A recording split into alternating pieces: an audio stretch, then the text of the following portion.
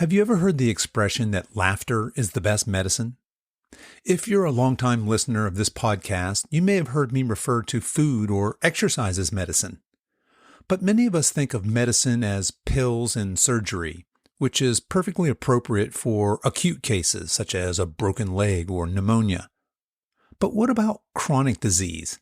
Things like diabetes, hypertension, heart disease, arthritis, dementia and Alzheimer's, and many types of cancers. What is the best medicine for these diseases?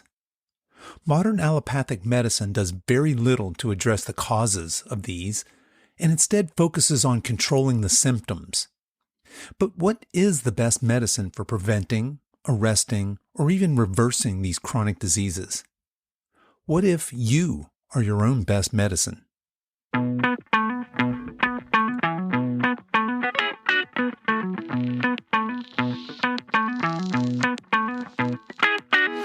Hello and welcome to the Over 50 Health and Wellness Show. I'm your host, Kevin English. I'm a certified personal trainer and nutrition coach, and my mission is to help you get into the best shape of your life, no matter your age. We have a great show for you today. Dr. Kien Vuu is here with us to talk about how we can achieve optimal health, longevity, and peak performance. But before we get to that, I want to let you know that today's show is brought to you by the Silver Edge. The Silver Edge is my online personal training and nutrition coaching business where I help you get off the exercise and diet hamster wheel and start making permanent healthy lifestyle changes so that you can enjoy the second half of your life with strength and confidence and show up as the healthiest, strongest, most vital version of yourself, no matter your age. If you're interested in learning more, send me an email at coach@silveredgefitness.com and we'll start a conversation. My promise to you is no hard sales pitch, no annoying, incessant follow-up emails, just an introductory conversation about your personal fitness goals. Okay, enough of that. Let's get on with today's show.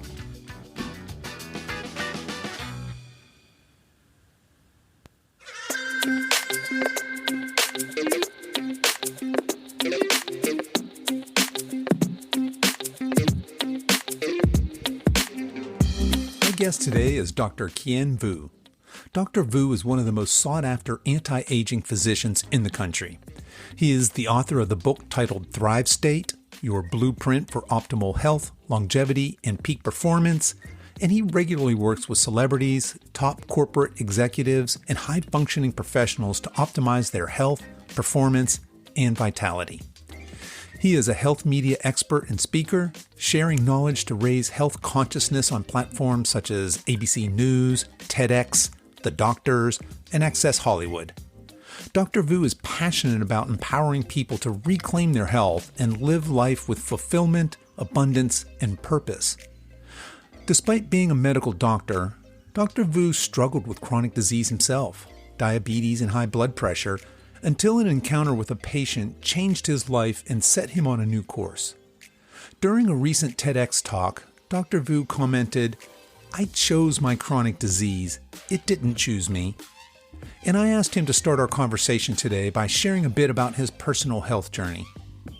For everybody in the audience, I am trained as a conventional medical doctor in a specialty called interventional radiology. And for those of you that don't know what it is, well, radiology is medical imaging. So ultrasounds, x-rays, CT scans, MRIs, they are all these advanced technologies you use to pierce inside the body to see what disease looks like. As an interventional radiologist, I was a minimally invasive surgeon using these technologies to do minimally invasive surgeries or procedures on people. So I can go into a blood vessel, open them when they're closed, close them up when they're bleeding. I put electrodes into tumors and burn them and freeze them. So I've worked on a multitude of people with end-stage chronic disease, even early stage chronic disease, from diabetes to cancer to hypertension or high blood pressure. So I really got a spectrum as a radiologist and as an interventional radiologist to see the spectrum of disease. And it wasn't until I had to come up with my own challenges when it came to health that I really started to look a little bit deeper. And I recognized the limitations of conventional medicine not to be able to address a lot of the root causes of what causes chronic disease. And so 5 years ago, I was overweight. I was diabetic. I had high blood pressure. I was on prescription medications. And really, I was the beginning stages of the patients that were ended up in my operating room table. And, I remember looking at myself in the mirror and I didn't like the man I'd become. I had spent so much time building up my career and chasing success. And here I am, this doctor giving medical advice who has become a chronic disease statistic, himself.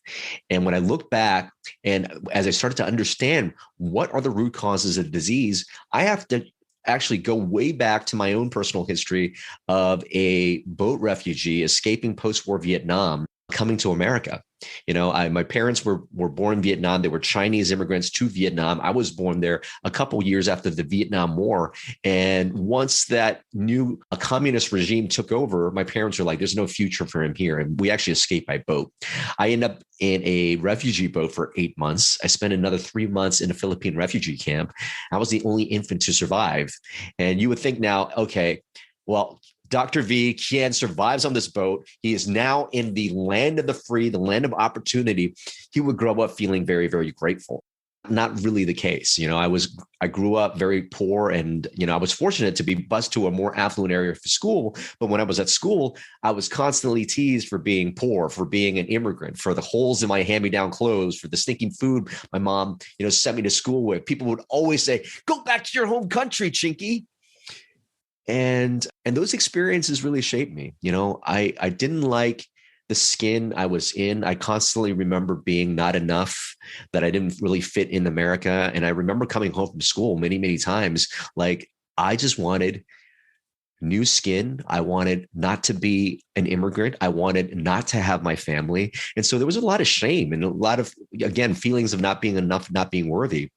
When you carry that energy into adulthood, is somebody that uses something external outside of yourself. And for me, it was just chasing that success.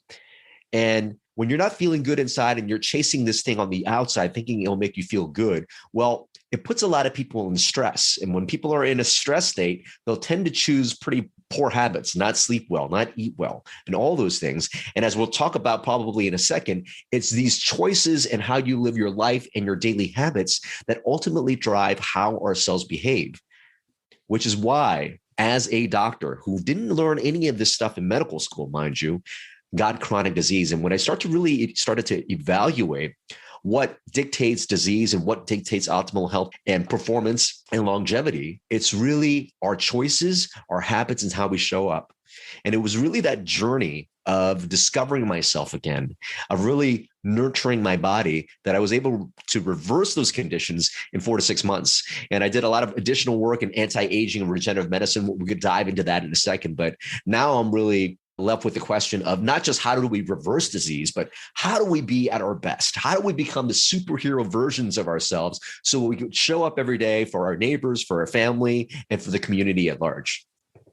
That's quite a fantastic story. And in your book, Thrive State, you mentioned that, was it Ishmael, I think, the patient Ishmael, that made a comment one day, and folks, if they want to hear that story, can certainly check out the book, but made a comment and really turned your life around. So you mentioned that you went from a chronic disease state to getting rid of that in a short amount of time. I think people might be surprised that these lifestyle diseases can be reversed. It depends on where you are and how far down the line you are in a short amount of time.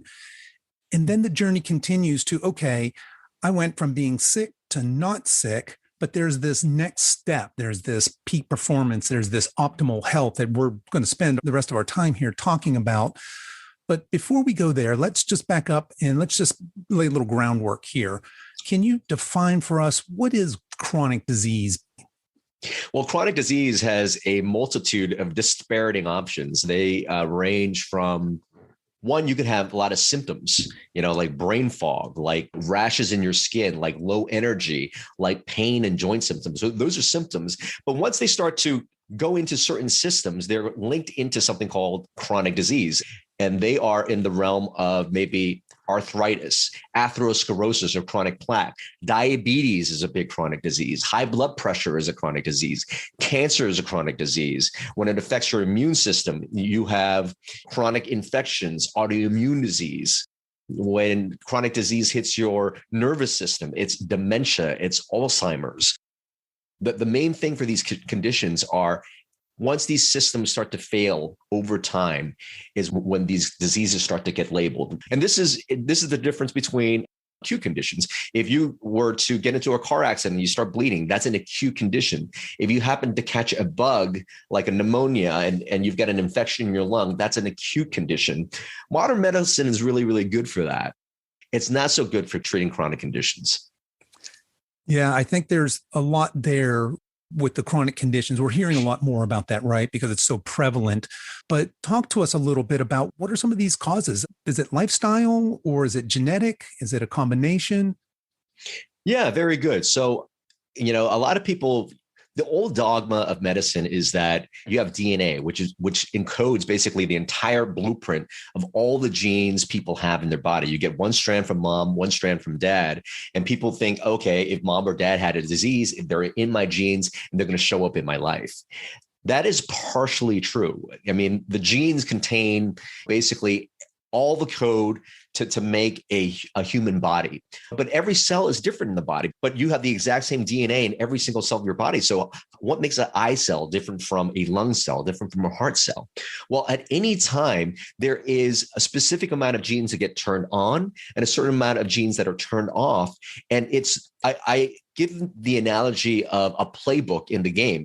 The playbook has all the plays in there, but you're not playing every single play at the right time. You've got to play the right gene at the right time to win the game. Very similarly, it's how these levers and genes getting turned on and turned off that dictates what a cell becomes.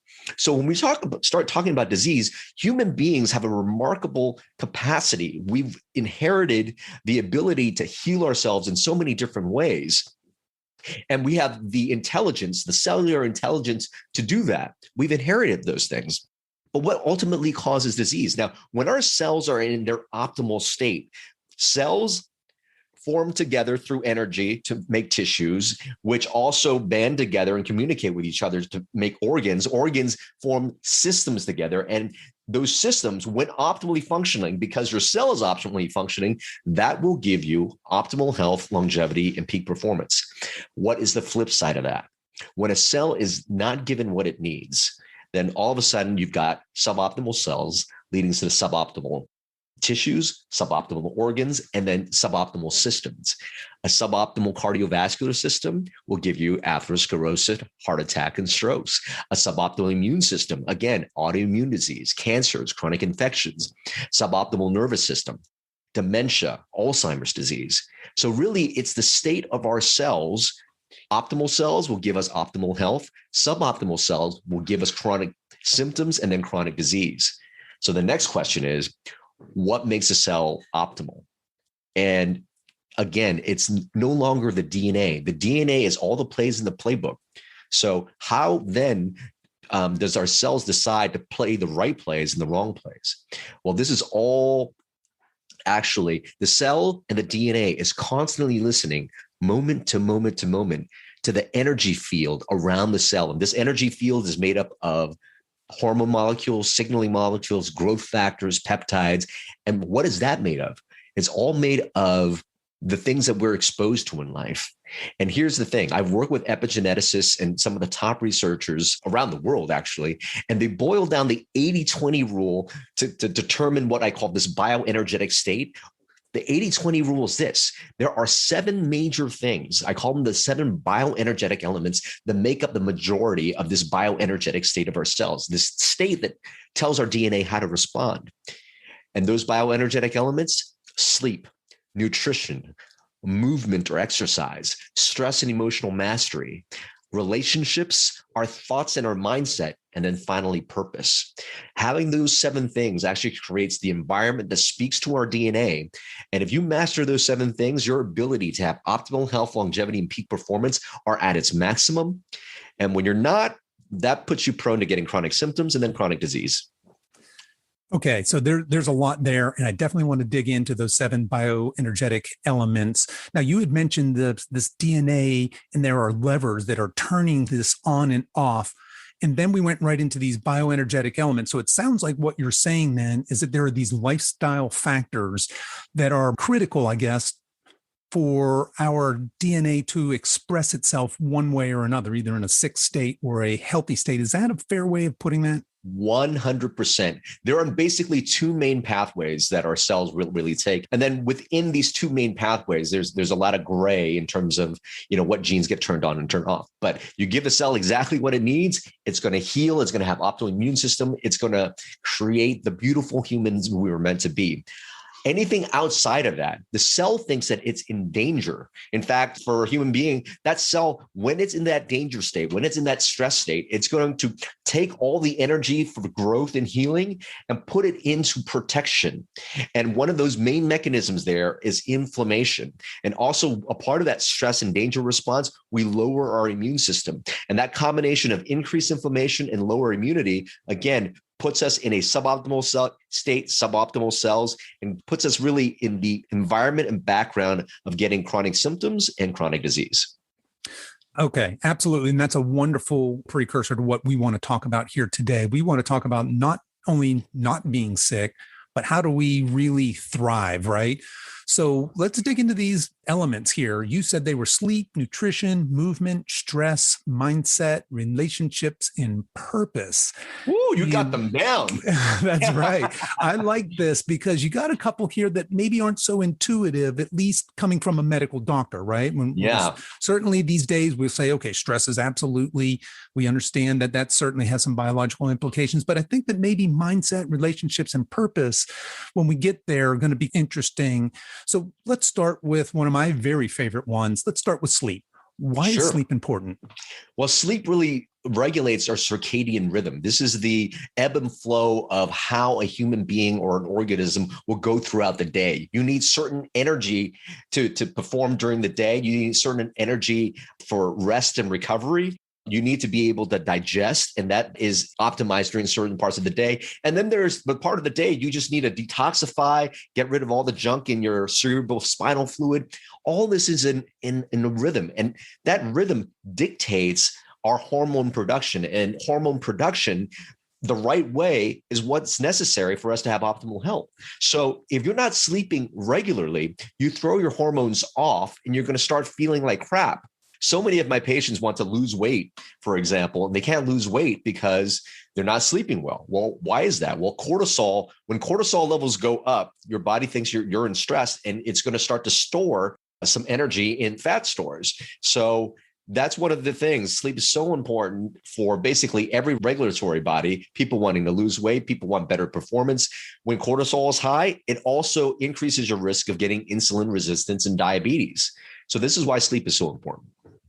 Sleep is one of my favorite subjects to talk about in that whole recovery realm. And you're right. People that are looking to lose weight, people that are looking to gain muscle can all use more sleep. Now, speaking of sleep, what are some good practices for improving our sleep hygiene? What can we do to improve our sleep? What are we really looking for here?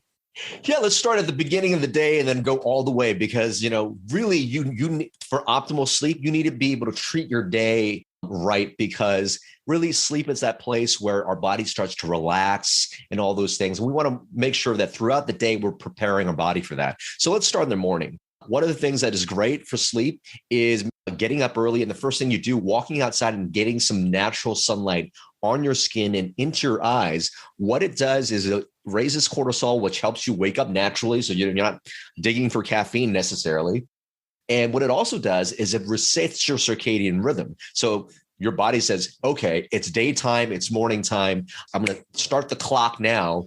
And then, when nighttime rolls around, we'll give the cues and signals for you to go to bed. So that's number one.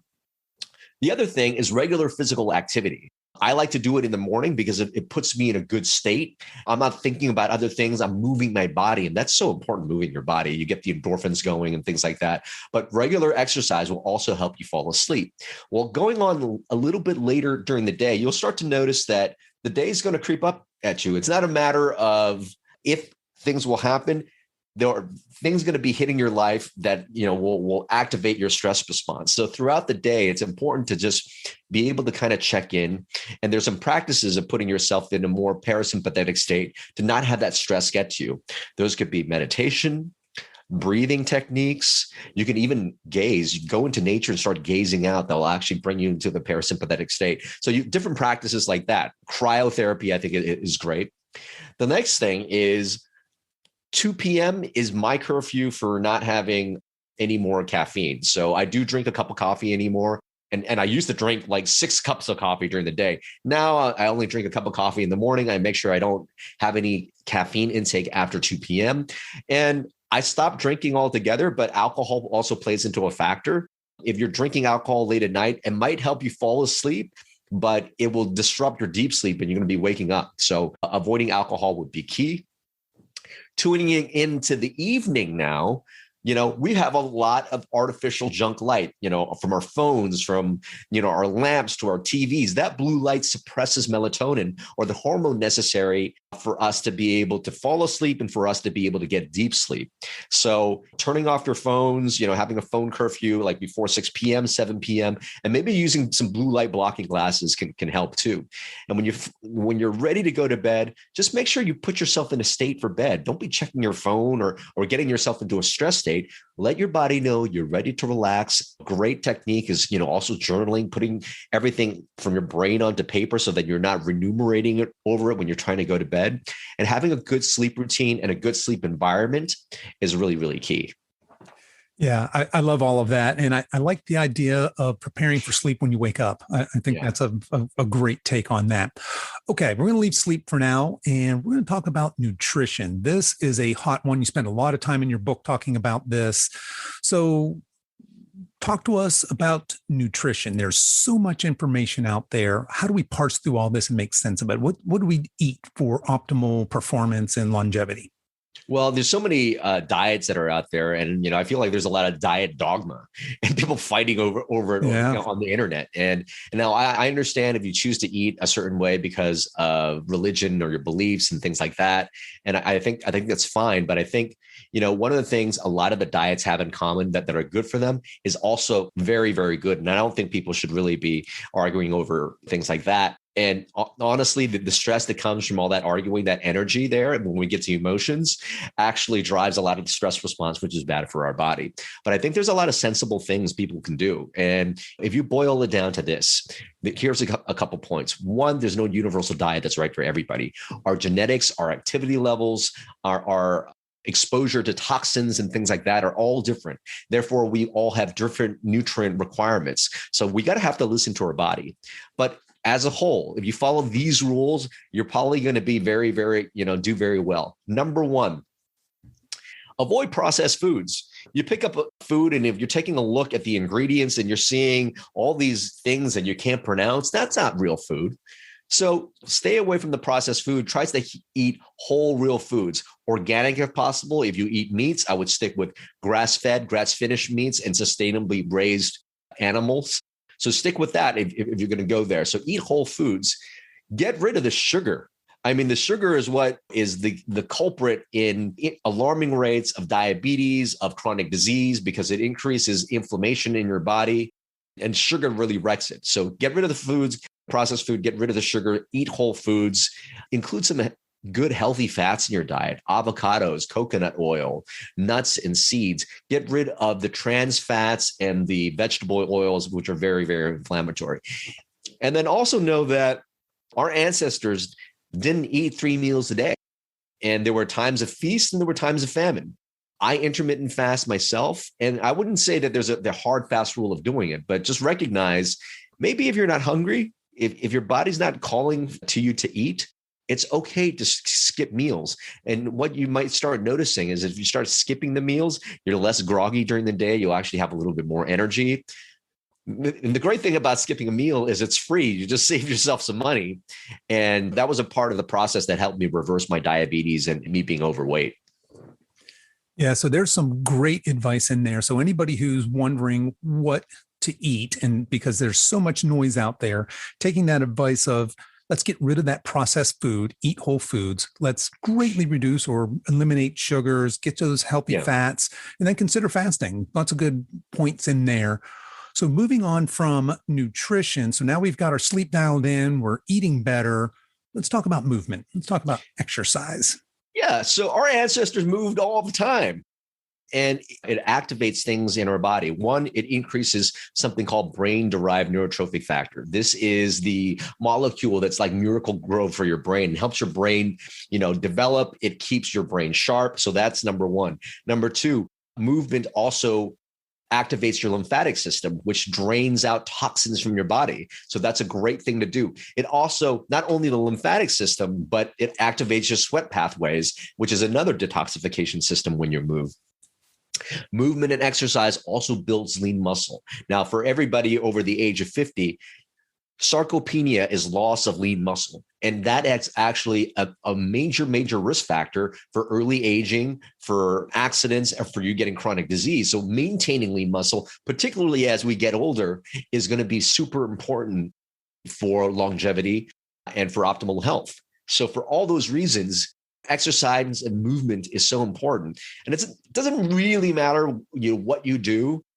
I have a little blueprint as to what people do. I include a little bit of high intensity interval training. I'll sprint once a week, and I'll also weight lift. That's my routine. But honestly, it's whatever routine gets you moving every day. And remember, if you've got a desk job, getting up every 15 minutes helps.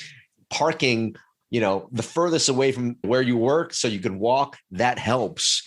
And just making sure you're just very cognizant of, if I'm very sedentary for an extended period of time, use a standing desk if you can. Get up, move around.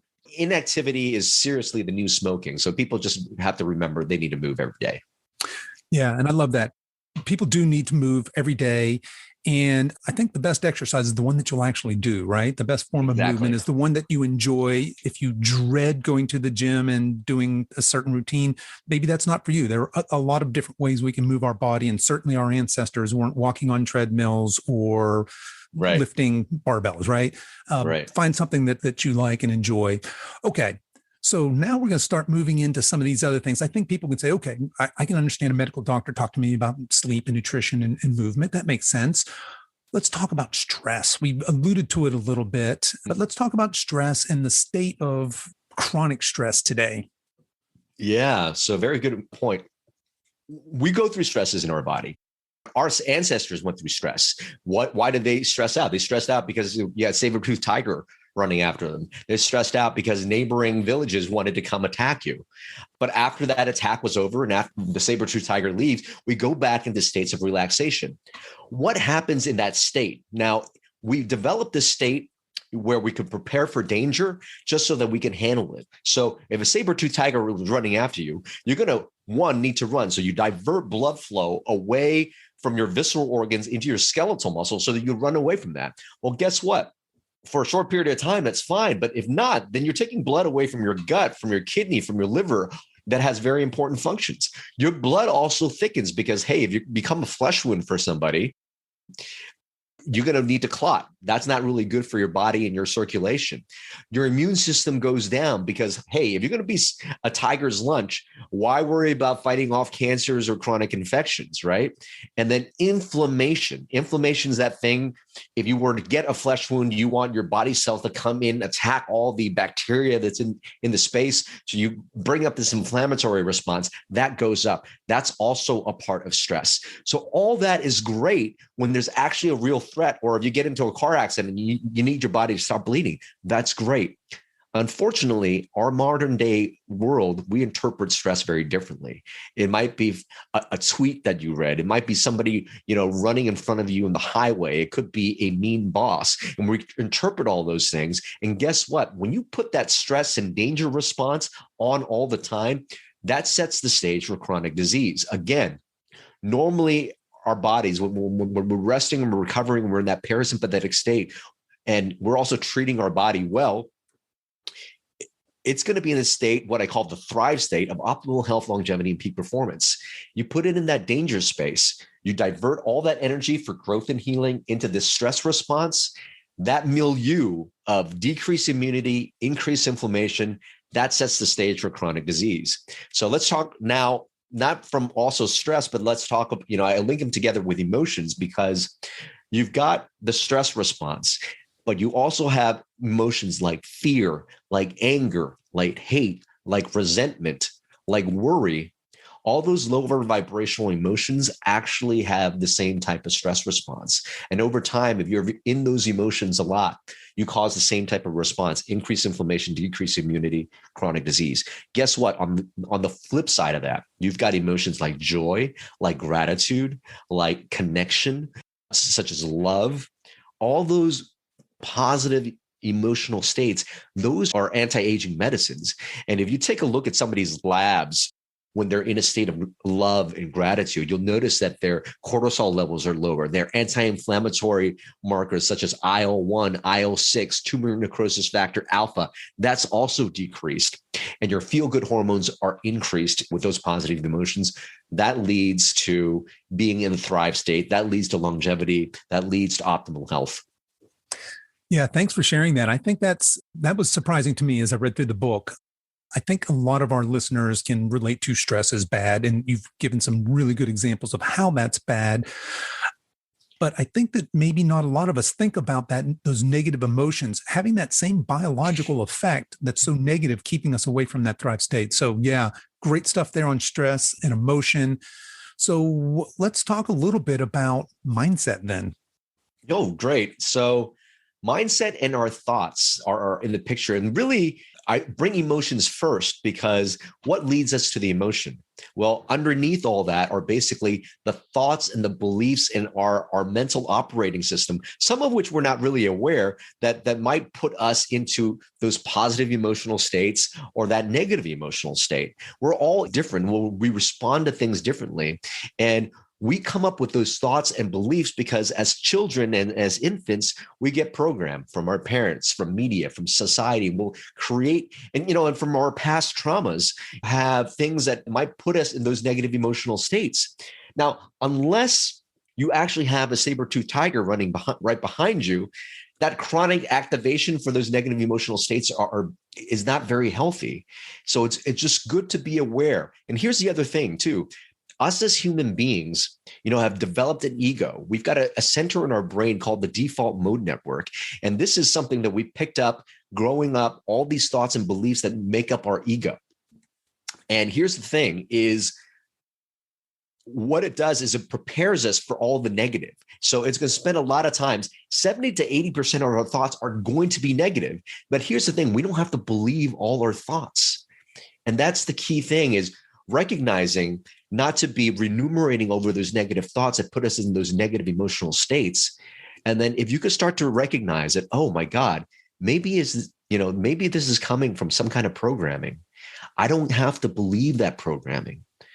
And if instead those positive emotional states lead me to optimal health, longevity, and peak performance, are there new ways I can think that could put me in those positive emotional states? When you can start to understand that, oh my God, maybe I unconsciously adapted all these negative ways of thinking that put me in these negative emotional states. Can I start to train myself? And then I talk about some techniques to train new thoughts and train new ways of thinking in your mind so you can have access to those positive emotional states, even when the old programming took you out of it.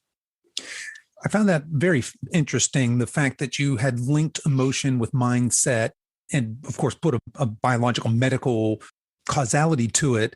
And the fact that we can, in fact, change these things, right? That they are lifestyle elements. And somebody who's suffering clinical depression, that's one thing. But those of us that have just normal negative, like you said, programming running through their mind because the ego is constantly looking for ways that there could be perceived dangers or whatever that might be. There are ways that we can kind of break up that programming, reprogram it.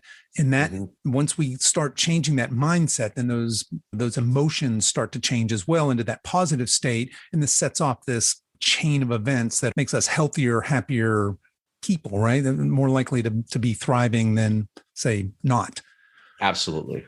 Okay. So moving right along. So now we've worked on all these things. We've worked on our mindset and that's helped us with our emotion. We talked about some stress management ideas. Where does relationships play into this healthy human now? Well, if we look at how we formed as humans, one cell had to say to another cell, oh my God, you know what? You've got some skills I don't have. Let's get together and be better. And that's how multicellular life evolved, was like one cell had its It was doing its own thing. All right. But this other cell was also doing its own thing, but actually had an additional task. And the two of them together actually formed better.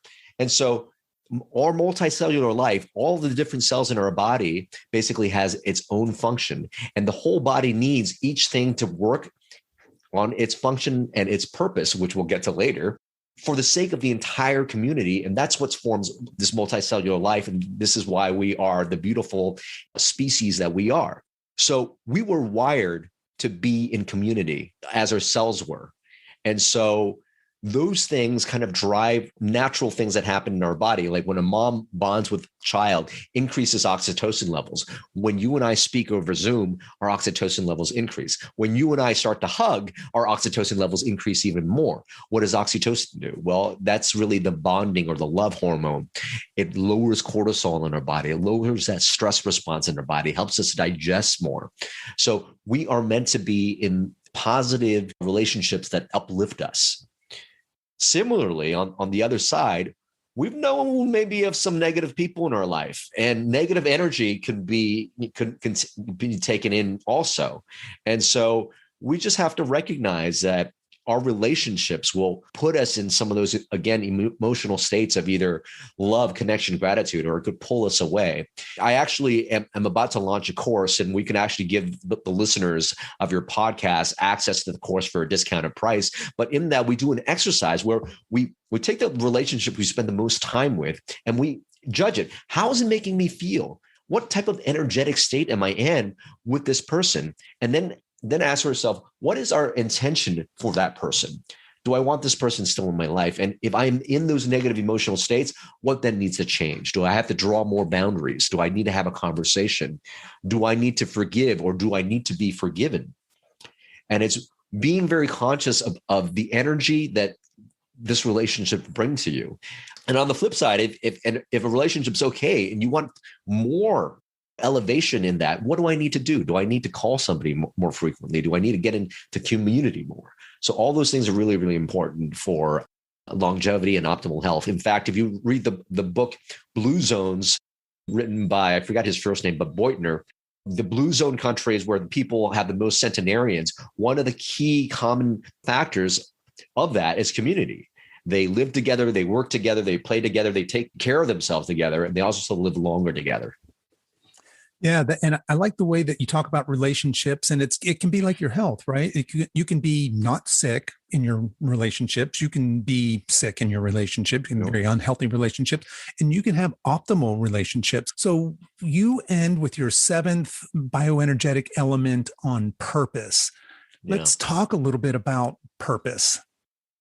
Yeah, sounds good. So what's the evidence telling us about purpose? Well, it's telling us this. People with a deep sense of purpose, actually, there's a gene cluster in our body called the conserved transcriptional response to adversity. And when that thing is turned on, your body thinks it's in a stress state. What does it do? What we just talked about, increases inflammation and lowers your immunity. Well, it turns out people with a deep sense of purpose quiets down that gene. So you get the opposite effect if you live on purpose. People who live on purpose will live 7 years longer if they've got purpose in their life. Having purpose also decreases your risk of getting chronic disease and cardiovascular events like heart attack or stroke. So those are all the health benefits, and they're all documented in research papers of having purpose. So the next question is, well, how then do I find my purpose? And to be honest, a couple of years ago, I knew the evidence for this, and I was getting stressed out. What is my purpose? What am I meant to do? And I boiled it down to this, and which is more, it flows with my bioenergetic model of health. And it's not really so much about finding your purpose, but it's about remembering your purpose, remembering who you are. Your purpose is actually simple. We've got things that are encoded in our genes that puts us in those positive emotional states. Again, love, gratitude, joy, connection. So you got to ask yourself, what are the things, what are the people, what are the experiences that puts me in those positive emotional states? And again, I talked about all the cells, needing to live their purpose in this community. Well, it's really doing your thing. Your body is already wired to enjoy certain things. So if you do those things and you share that, if you share yourself with your community, That's your purpose. Your purpose is also all the struggles that you've been through in your life that you have overcome. And because you've overcome it, you've become a better person, and sharing that experience with somebody who might be going through the same thing. So really, your purpose is just you, is you authentically, and sharing you authentically with the world is your medicine. I love that. Sharing your authentic you with the world is your medicine. That is fantastic. I think that's a great way to end there on purpose. Now, Dr. Vuu, let's put this all together. Can I be very healthy if I knock one or two of these things out of the park? I'm great at them, but I'm not so much on the rest. Well, so all these things, it work together. So all those 7 elements actually constitute physical, mental, emotional, and spiritual energies in the body. And what you'll notice is they're all energetically connected. If you work on one thing, your hormones are going to start to change in your body, and you reach a certain energetic level. All these 7 things are connected. And you also notice once you start to work on sleep, hey, you start to feel better. And all of a sudden, hey, I've got more capacity to think better and to work on my purpose.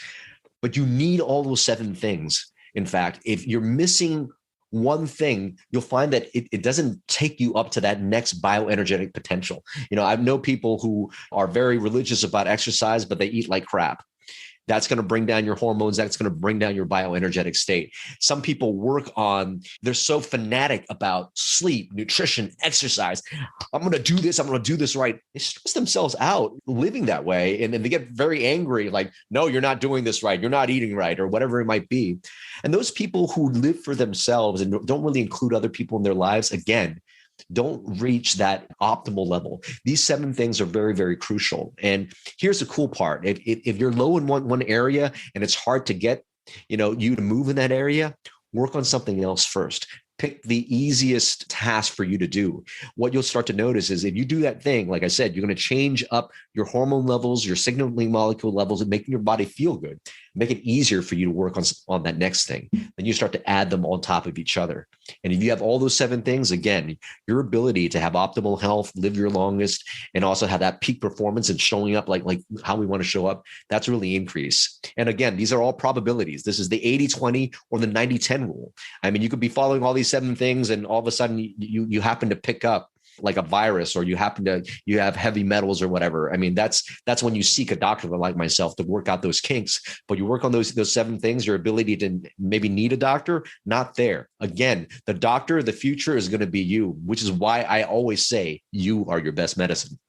Yeah, I love that tagline. You are your best medicine. And certainly I can relate to having this holistic view, right? I have found in my own life when I up level in any one of these 7 areas, and I hadn't really thought about it the way you've laid it out, but you're right. When I up level in one of those areas, it makes it easier to up level in those other areas, right? Absolutely. And it just makes you a healthier, more well-rounded person. To your point, I'm more able to express my true self, my passion, to find my purpose and express my purpose when I've got all of these things working in concert. Absolutely love that. So, Dr. Vuu, what's next for you? You've done a lot of work here, obviously put a lot of thought into this. What's next on the horizon for you? Well, I run a small concierge practice where I work with a lot of celebrities, CEOs, and high performers as to how they can maybe incorporate this bioenergetic model, incorporate this thing into their life. But I want to get this message out into the masses. As you'll notice now, I do work. I help optimize people's hormones. I put them on very special anti-aging regimens and things like that. But that's really like I say, the 10% or the 5% of getting to the next level. The fact of the matter is, people have extraordinary ability to heal themselves and to put themselves in that superhuman mode. And I want to get that message out there. And there was a kid back in the day, I had wanted to do something that involved entertaining people or speaking or something like that. But none of my heroes looked like me. I had heroes like Tony Robbins, Robin Williams, or Mick Jagger, but I looked on the screen there was no Asians that looked like me that did that. And I think the world's starting to open up again. And to be able to bring this message of health empowerment and maybe tap into that childhood dream of maybe using media and entertainment as a platform to spread this message, that's really what's next. I love that. Absolutely. 100%. So we've referenced your book a couple of times. So the book is Thrive State, your blueprint for optimal health, longevity, and peak performance. Certainly, folks, I would strongly recommend reading that. Great read. He goes into a lot of details on things we just glossed over today. But other than the book, what are some other ways for people to connect with you? And while somebody listening to this might think, well, I would like to take the next step, or I want to go deeper, what are ways that they can connect with you and work with you on the next level? Absolutely. So they could find the book at thrivestatebook.com. And if you're not ready to purchase, I'm going to give you 3 free chapters for free. Just go ahead and leave me an email where to send it to. That's thrivestatebook.com. My website is kienvuu.com, spelled KIENVUU.com. In there, I haven't officially launched yet, but you can actually first access to what I call the Thrive State Accelerator. We go deep into exercises over 10 weeks into forming your own blueprint for optimal health, longevity, and peak performance. So that's the Thrive State Accelerator. For those of you listening to the podcast, you'll get a discount by using the code podcast25. Within my website, people try to find me to work closer with me one-on-one. Usually they come by referrals, and I only keep like maybe 10 or 15 clients at a time. Right now I'm fully booked, but certainly if you want to get a hold of me, reach out and we could get you on our wait list. Okay, fantastic. So I'll drop all of that into the show notes so folks can find all that information there, along with your social media and link to the book, to the TED Talk, all of that good stuff. Well, Dr. Vuu, I want to thank you so much for taking the time to come on the show today, sharing your personal journey with us, as well as all of your wisdom with us, and certainly want to encourage you to keep up your great work. And I certainly wish you all the best in all of your future endeavors. Well, this was super fun. Thanks for having me.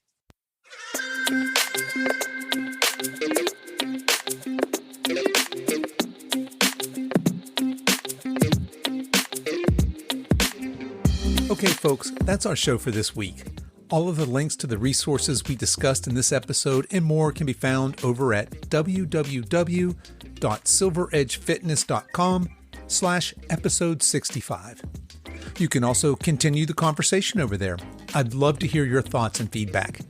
But before you go today, I have 2 favors to ask. One, would you please give me a 5-star review on whatever platform you're listening on? And 2, would you please consider sharing this episode with anyone you think might be interested? It could be a family member, a friend, or even a coworker. The easiest way to do this is just send them a link to this episode. And again, that's silveredgefitness.com/episode 65.